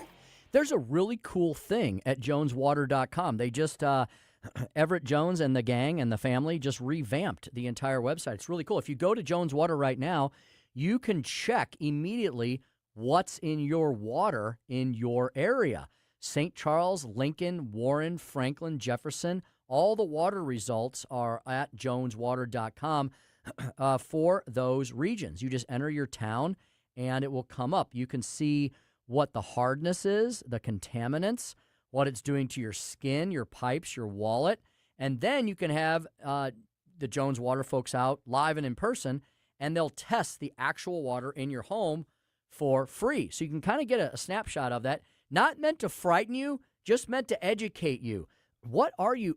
Well, look, water is something that we should, and hopefully you all do, put into your body every day because it is the basic building block. It's the foundation of good health to drink at least a minimum of 8 glasses of water a day. I try to do that. Don't always succeed, but it's something that's always on my mind because I have a lot of Jones air and water products. I have the reverse osmosis tapper, and we have it here at the station. It provides an endless stream of clean, pure, reverse osmosis water. Takes out all those nasty contaminants that's in your water. We also have the whole home dehumidifier. Let me tell you, that thing is worth its weight in gold and then some. It's an extremely affordable device. It's not that large. It looks like a small window air conditioner. It sits in your lower level or in your basement by your HVAC, and you turn it on. You set the percentage of humidity that you want in your home, and then you leave it. And it has a little spigot that drains into the drain there, and it takes care of everything. Let me tell you, it makes the air in your home so much crisper and cleaner and less heavy, right, on those heavy Midwest humid days. And finally, the HTO system, the whole home water cleaning, purifying system. It's a double tank system. You know, it's a water softener, but it's also a purifier as well.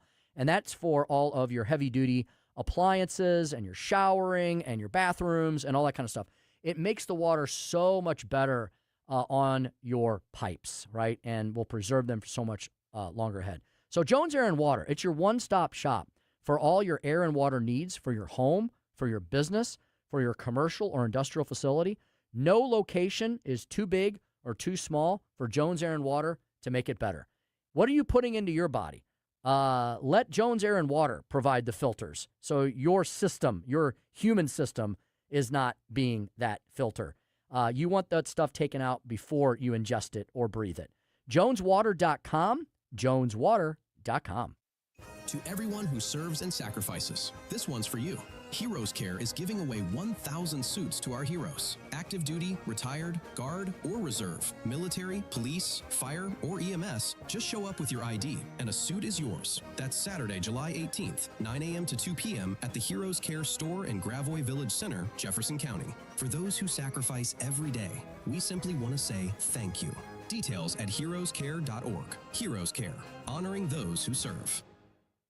Hey, it's Mike Ferguson. Mario's Donut Restaurant, that's your place to go for breakfast, lunch, and dinner. From mouth-watering sandwiches, omelets, delicious gyros, and Mexican dishes, to their revamped menu with cannolis, tiramisu, baklava, and danishes. And don't forget those famous donuts. Dine in or carry out, Mario's friendly staff is ready to serve you with love and care. Mention News Talk STL when you visit, or just visit mariosdonutrestaurant.com. For over 50 years, Di Gregorio's Italian Market has been serving up a taste of Italy right here in St. Louis. Family-owned and operated, nestled in the heart of the hill. From homemade sausage and meatballs to spadini, pizzas, pastas, and sauces, our wide variety of Italian specialties will transport your taste buds straight to Rome. For a truly authentic Italian shopping experience, visit your friends at Di Gregorio's. Shop local, shop Di Gregorio's Italian Market, where every bite tells a story. This hour of Jones and Arps is brought to you by Stifel. Contact your Stifel financial advisor at stifel.com. That's STIFEL.com.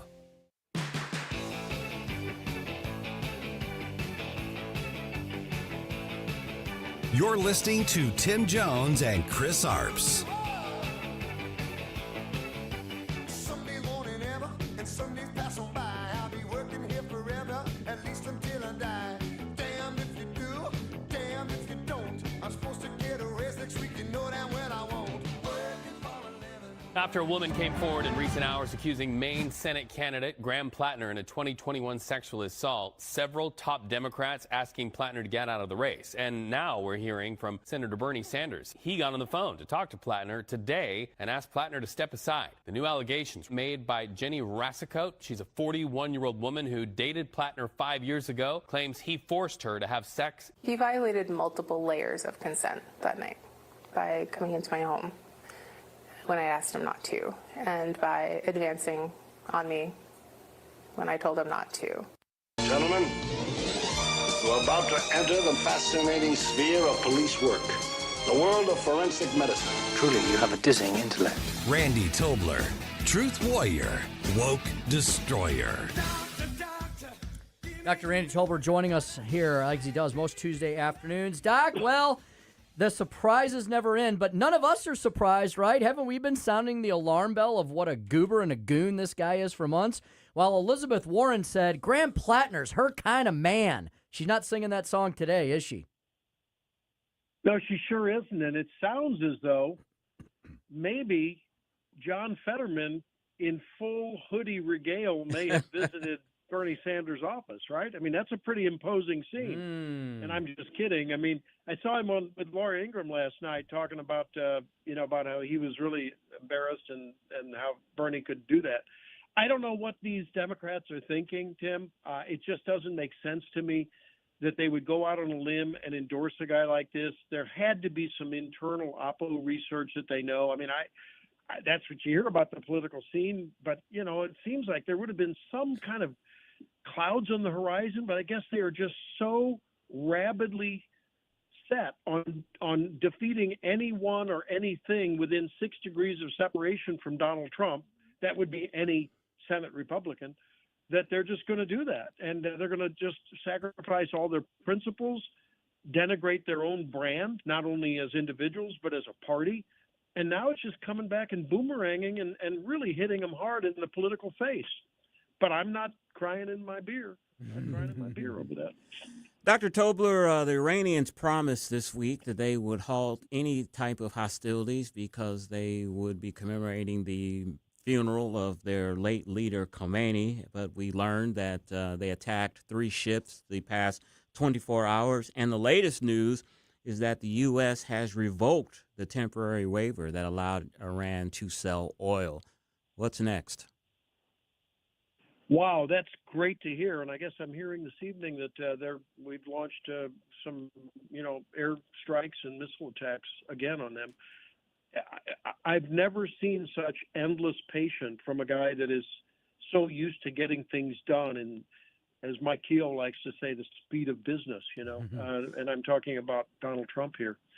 I don't know where this thing is going, but I can't help but think that the over and over and over, every chapter looking like the previous one out of this book of Iranian deceit and misrepresentation of what they intend to do and following through on it, I can't help but think that it's going to take a crushing and extended blow, both economically, as you just said, by, after they got a little flavor of what it's like to maybe get some of those revenues back, take that away from them, kinetic action.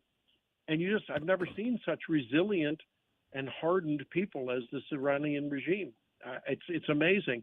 I just wish that the Iranian people would look at this and could say, hey, we need to, even though we are going to suffer casualties, people in the neighborhoods, in the streets, in the boroughs, in the towns, we're going to have to take this country, because America can't do it with drones and missiles and airstrikes without taking out our infrastructure. And so we're going to have to do it ourselves. I hope those kind of encouragements are going on from the West, led by the United States, to tell the people that, look, we're not going to put boots on the ground. I don't think we are. You're going to have to do this, but I don't know.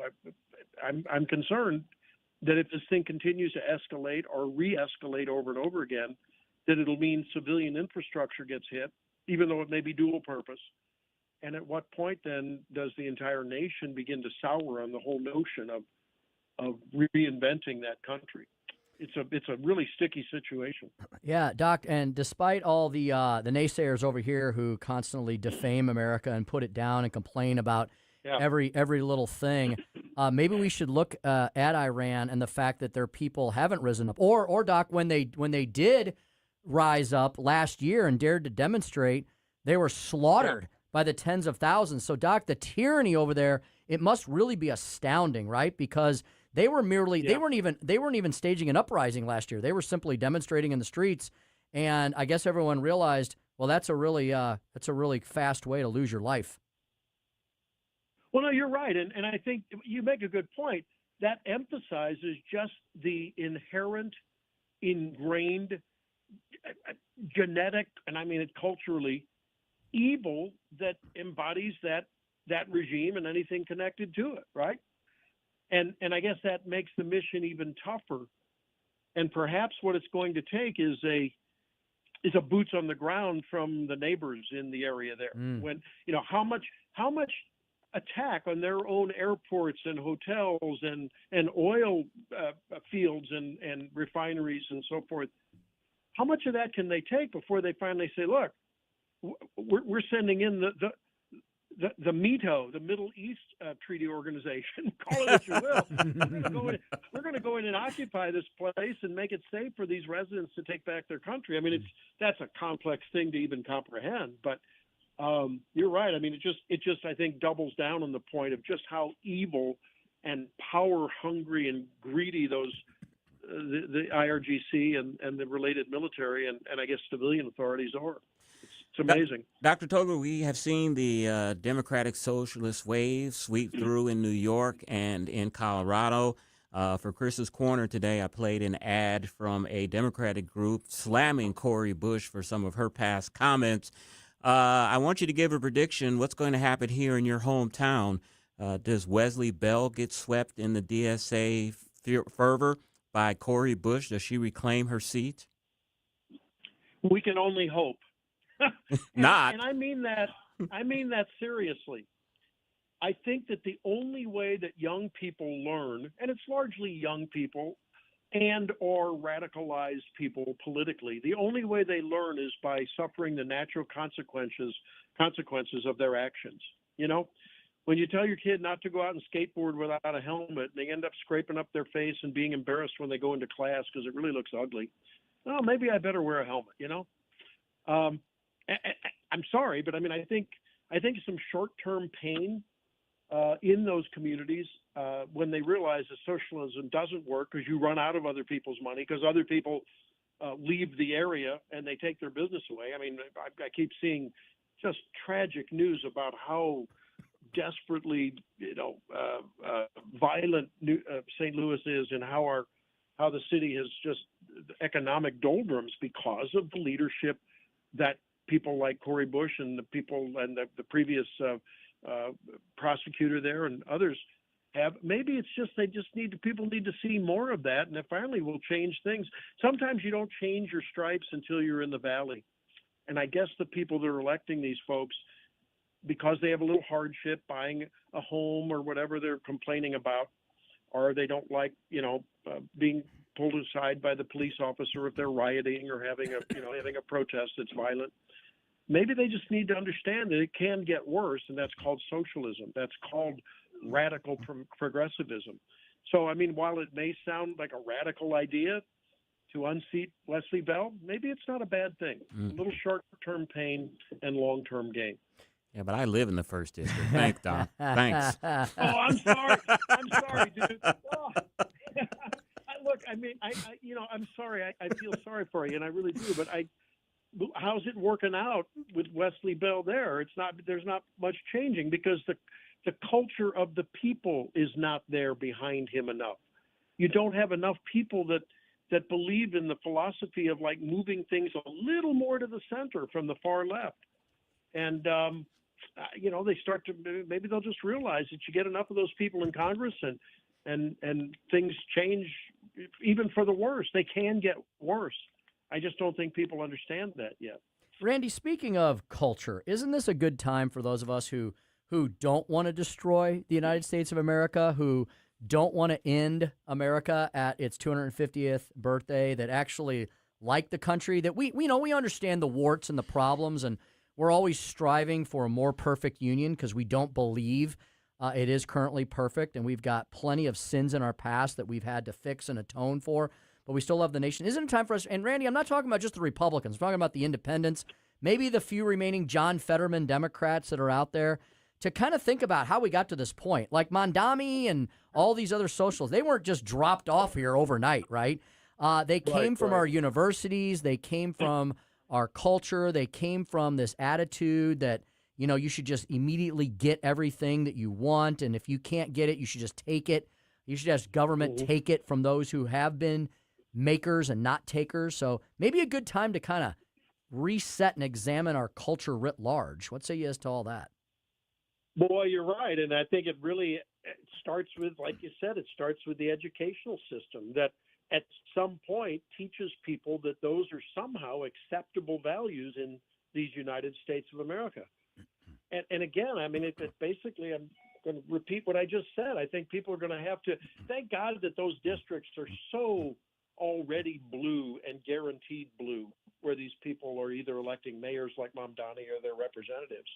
And when they see that the people who have built the very ability for them to have that discussion about taking stuff from others because others have stuff, and when they realize that, hey, you don't really get to that position of sitting in the top penthouse on Madison Fifth Avenue. You don't live in the luxurious places where Bill and Hillary and Michelle and Barack live without having some sense of accomplishment on you. And I'm not talking about those people. I mean the people that live in those places, the big business people. And at some point they're going to begin to connect the dots that, hey, I can't be sitting in Starbucks, surfing on my computer all day, reading Marx and Lenin and Mamdani quotes and someday make it for myself. And guess what? Now the people that have made it, and the people who I was shaking my fist at, guess what? They've gone because they said, I'm not going to be a part of this. And maybe they'll come around. But I don't know if it happens in a few months or a couple of years, or if it's going to take a generation to turn this around. It took a generation to basically go from the radical 60s to the prosperity of Reagan's 80s, or at least a half a generation, right? So I think we're looking at potentially a long haul here. The nation's going to have to suffer through a swing to the left. We've done it before and we'll do it again. But again, I think we'll emerge probably more conservative, more first principles, and more idealistic in the proper constitutional, declaration sense than even we are now. I mean, I've said it before.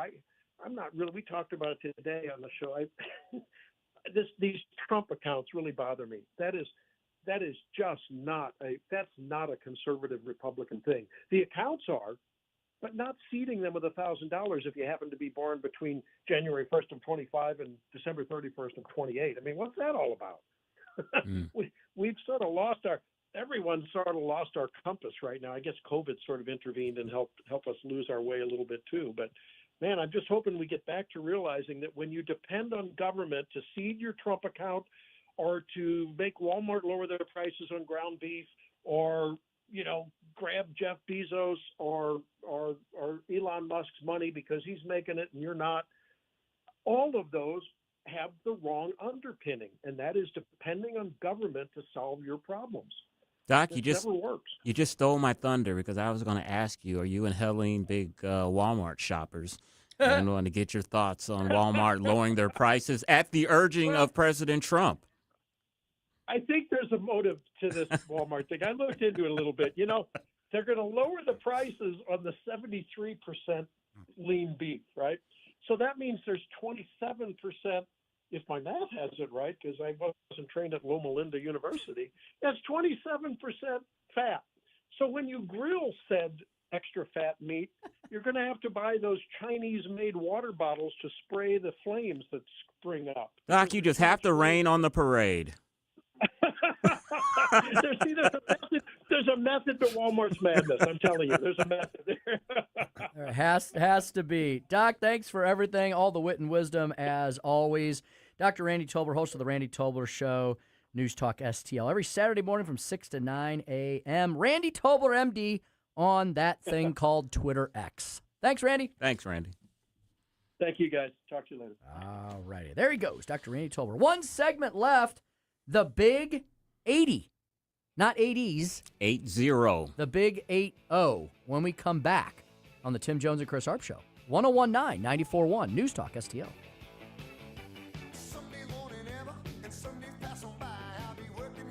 Tim Jones and Chris Arps, driving the leftist crazy all afternoon.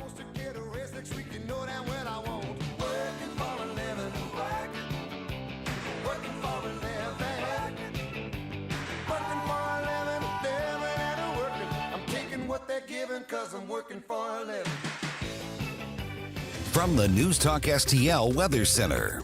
I'm First Alert 4 Chief Meteorologist Steve Templeton. Turning a little bit hotter as we head into Wednesday. A low of 72, a high of 89. Light winds, just a 10% chance for a spot shower or thunder shower in the afternoon to about mid-evening. Most stay dry, though.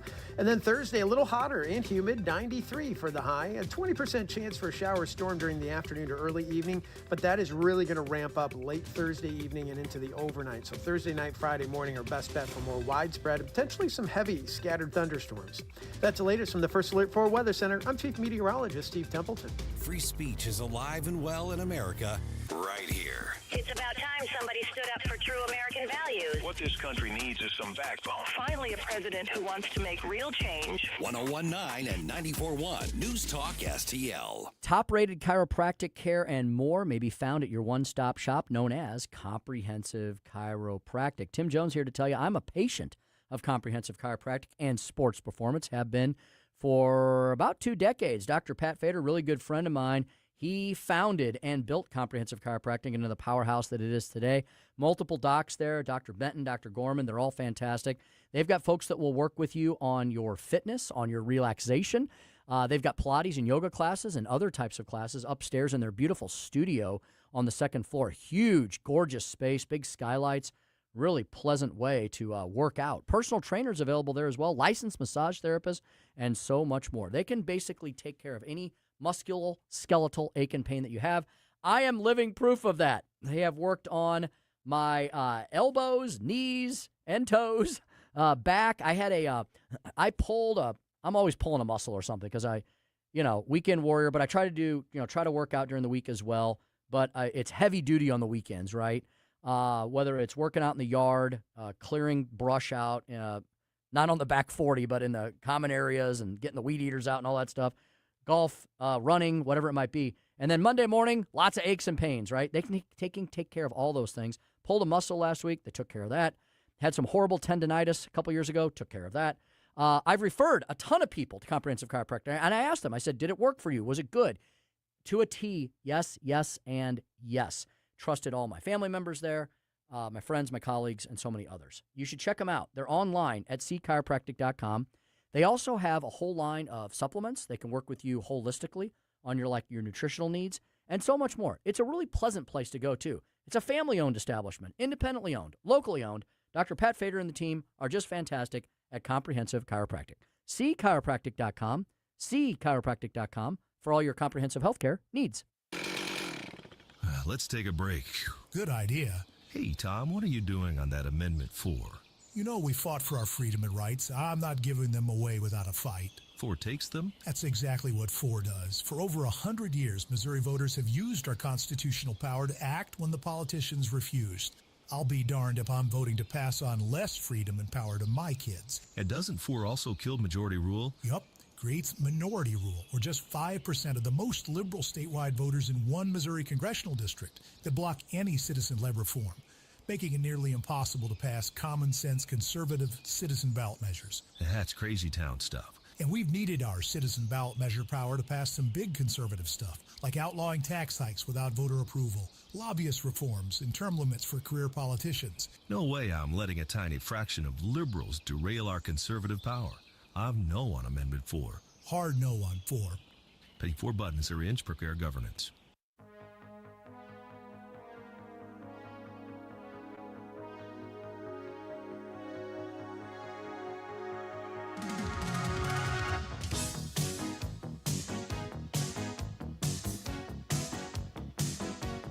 You're listening to Tim Jones and Chris Arps.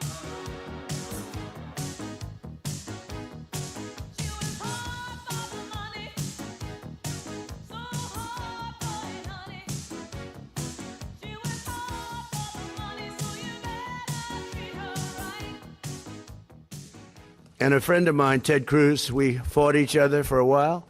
In fact, somebody said, would you ever appoint him to the United States Supreme Court? Because he's a brilliant lawyer, Ted. I said, well, he's the only one I can think of that's going to get 100 votes. All Republicans will vote for him. All Democrats will vote for him because they want to get him the hell out of the Senate.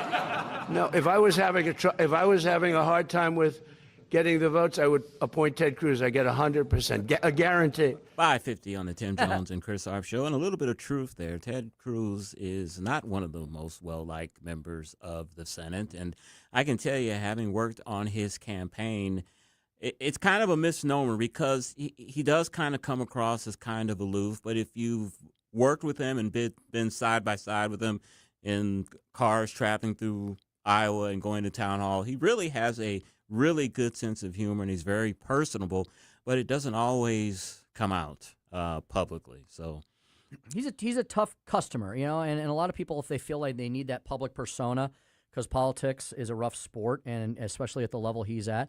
I've met him a couple times and at events, and yeah, he's very business-minded, but at the same time, he's also very friendly and accommodating. There was a big crowd of people at this event, and even though he was moving and having his staff move quickly, he made sure that anybody who wanted a photo with him, they got the photo. He stayed and he even said, okay, did we get everybody? But he's very businesslike. Yeah. He's very efficient, and so I could see how people could mix that into being not friendly. But it's like what I used to say about New Yorkers. People say, you lived in New York for 10 years. Wasn't that horrible? I said, no, New Yorkers are actually not bad people. They're just in a big hurry. Yeah. And that comes off as rudeness sometimes. And if you want to hear his sense of humor and his wisdom and his smartness, I would ask you to listen to The Verdict, his podcast. It's very, very informative. And a lot of people have talked about Ted Cruz being put on the Supreme Court, and I've said this many times. That is the absolute last thing that he would want. He has his eyes on the presidency one day, and he knows that if he was ever appointed to the Supreme Court, that dream would be over because he'd be there for the next 25, 30 years because I think he's about 53, 54, 55 maybe. So still a relatively young man, still has political aspirations. Speaking of the president and presidents, guess what, guys? The big 80. Yeah. Former President George W. Bush turned 80 yesterday. Wow. President Trump turned 80 last month, and President Clinton turns 80 on August 19th. That just blew my mind that Bush and Clinton are 80 years old. I still just see them as young in their 40s or in their 50s when they ran for president. And it's hard for me to fathom that Bill Clinton is 80 years old because he was always he was, all the presidents that we elected up to his time from Nixon have always been kind of older type of people. LBJ, he was a younger president. And I always just had that youthful vision of him. But if you do see him today, you can see he's got the shock of white hair. He's losing it a little bit on top if you get the right angle. And Bill Clinton, 80 years old. I can tell you, Hillary Clinton has not aged well. If you've seen the recent pictures of her, she looks every bit of 80. Well, and out of those three, Clinton, Bush, and Trump, I would say Bill Clinton is the worst for wear out of those three. Oh, yeah. The Clintons in general, I think, they lived life full and hard. They did. They did. However, he's still going, 80 years old, despite all the fun that he had.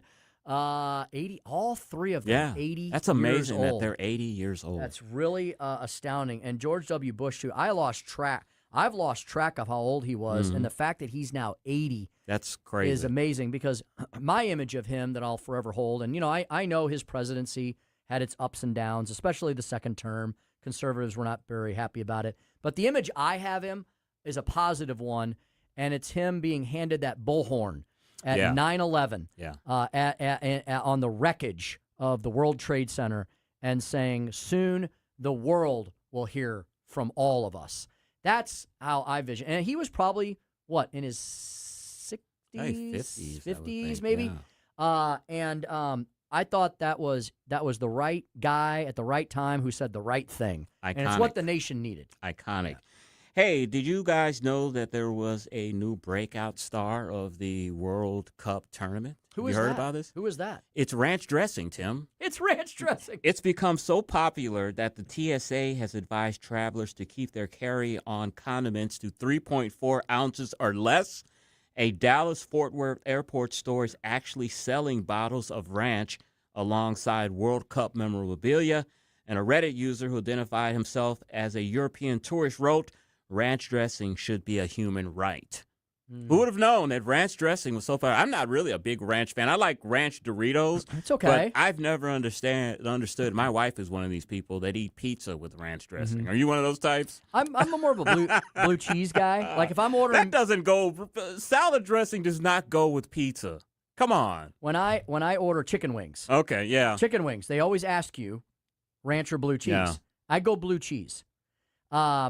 If there's some left over, yeah, I can see. I'm kind of with Becky a little bit. I'll use it to mop up with the crust, But on the other hand, do they not have ranch dressing anywhere on the planet? That's what I was thinking. I'm so confused by this. This guy's saying it should be a human right to have ranch dressing. Oh, don't give him any ideas. Yeah, exactly. The left will be all over that. I just think it's fascinating. When we go to other when we go to other countries, and I've been traveled a little bit. Mm-hmm. They do have different food there, and some countries better than others.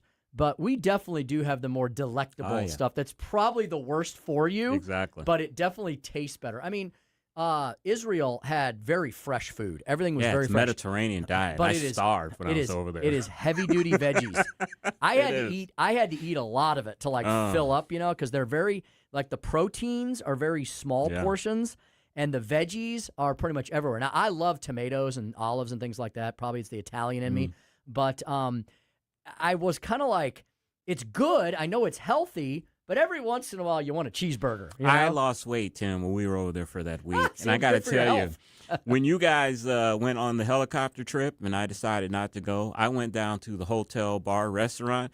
And I had a big, thick steak. They had them? At the King David Hotel in the restaurant there. I had a big, thick steak. I had a nice, thick potato. Had a couple of drinks, and I was like, I felt like I was back at home almost. So they actually had that on the menu. Well, good for you. Yeah, they had a big steak. Hey, you guys know that drugs and human smuggling, that's the big moneymaker for drug cartels. But guess what it is now? They are smuggling gasoline back into Texas. Says more than 1/3 of all the gasoline sold in Mexico may be illicit because the drug smugglers are smuggling gasoline into Mexico. So that surpassed human smuggling and drugs. Wow. Gasoline. It's weird how it is weird. Those things happen. All right, that is the Tim Jones and Chris Arps show for this Tuesday, July 7th. Up next, Larry Connor's USA. And as I said, you've been listening to the T&J Show on 101.9 94.1 News Talk STL. Bill, that's a big smile for an old politician. I'm thinking about our plan. It's slick enough to make a lobbyist blush. First, we hoodwink voters with Amendment 5. Tell them it's a tax cut. Once they're hooked, we decide who pays the higher taxes. So it's not a tax cut plan, and we don't get a say? Right. Just swaps who pays the tax.